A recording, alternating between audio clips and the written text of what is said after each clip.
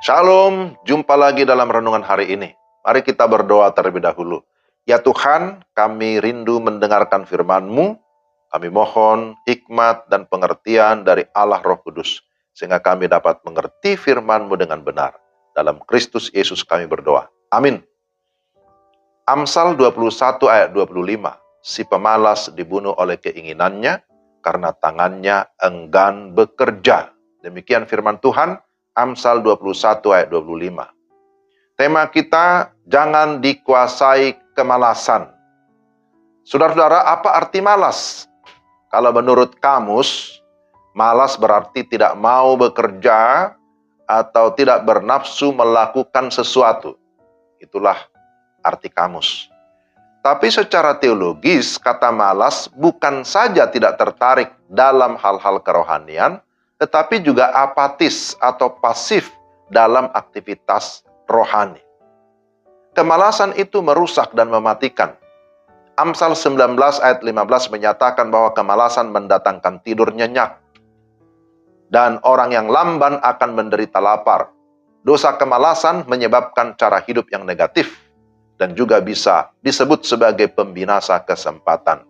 Jadi orang malas adalah orang yang membuang kesempatan. Atau bisa disamakan dengan orang bodoh.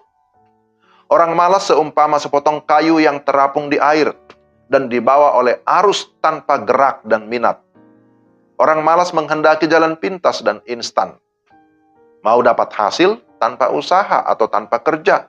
Tetapi saudara harus tahu bahwa kapal yang tidak punya mesin, ya suatu saat akan hanyut dibawa oleh arus. Demikian juga pemalas. Mau tidak mau akan tenggelam dalam kebinasaan. Banyak orang meninggal dalam kecelakaan mobil misalnya. Bukan karena mereka pengemudi yang bodoh. Mereka pintar tetapi mengantuk. Dan malas berpikir untuk istirahat. Maka perlu hati-hati ya. Dalam perumpamaan tentang talenta, tersedia hukuman bagi hamba yang jahat dan malas. Dia disebut sebagai hamba yang malas. Karena apa? Karena dia tidak melaksanakan tugas yang dipercayakan kepadanya. Atau tidak melakukan sesuatu. Dia malah menyimpan, mengubur talenta itu. Saudara, dalam setiap bidang kehidupan, pemalas adalah orang yang kalah. Mahasiswa yang kerjanya tidur-tiduran tidak mungkin berhasil dengan baik dalam ujian. Dalam bidang pertanian, perdagangan, sekolah, pabrik, perusahaan, dalam semua bidang kehidupan, itu membutuhkan ketekunan, membutuhkan kerajinan dan kesetiaan. Jika tidak, maka kegagalan sudah menanti. Kemalasan adalah unsur perusak dalam hidup kita sehari-hari. Karena kemalasan, banyak jiwa yang terhilang, sebab tidak ada yang memberitakan Injil. Kota-kota bisa diamuk api karena kurang penjagaan. Banyak rumah tangga yang hancur karena istri atau suami yang malas. Bahkan kejahatan merajalela. Banyak maling, banyak pencuri. Karena apa? Karena akibat kemalasan.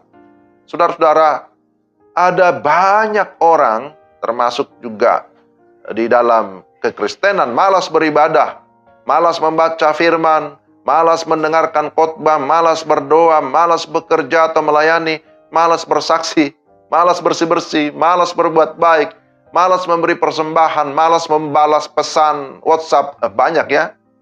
Bahkan malas tersenyum. Bisa tambahkan lagi daftarnya. Tapi Roma 12 ayat 11 berkata, janganlah hendaknya kerajinanmu kendor. Biarlah rohmu menyala-nyala dan layanilah Tuhan. Hati-hatilah. Kemalasan bisa menjadi senjata ampuh yang dipakai oleh iblis untuk merusak generasi masa kini.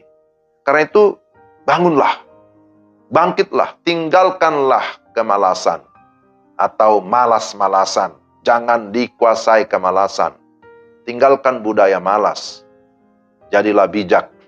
Dan mari kita menjadi pribadi yang bertanggung jawab. Sehingga melalui kehidupan kita, Tuhan senantiasa dimuliakan. Dan kita diberkati Tuhan. Karena kita memiliki ketekunan, kita memiliki kerajinan. Kita suka bekerja ataupun kita suka melayani, melakukan yang baik. Mari kita berdoa. Tuhan, terima kasih. Kiranya Roh Kudus menolong kami supaya kami dapat menjadi pelaku firman. Kami memiliki semangat yang berkobar-kobar untuk terus hidup melakukan kebaikan, hidup untuk melayani, hidup untuk memuliakan Tuhan. Pimpin kami dalam nama Tuhan Yesus. Amin. Demikian renungan kita. Tuhan memberkati saudara-saudara sekalian. Salam.